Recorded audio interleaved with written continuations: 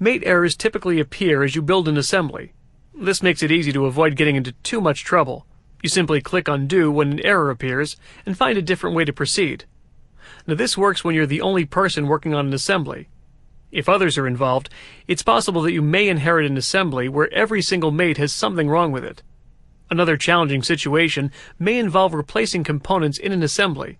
Often swapping one component for another can lead to multiple mate errors. SOLIDWORKS provides several tools for identifying and repairing mate errors. In these few lessons, we'll take a look at how these tools are best applied in certain situations. We'll begin with the most common situation, where you're the only person working on an assembly and you're faced with errors along the way. As you work on an assembly, the most important guideline to follow in order to avoid being overwhelmed by mate errors is to fix errors as they arise.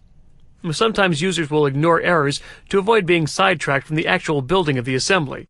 The problem with this is that mate errors have a tendency to snowball as you add more and more components and mates to an assembly. Typically, when an error is ignored, it's because the user does not understand why the error occurred in the first place. Let's take a look at some common trouble areas you should have in mind when working with assemblies. First, it's a good idea to avoid creating redundant mates. In SOLIDWORKS, redundant mates are not reported as errors. This can lead to a bad habit of creating too many mates that do nothing for you at all. Aside from wasting your time and creating a cluttered feature manager tree, redundant mates can lead to real errors when you make changes to your assemblies.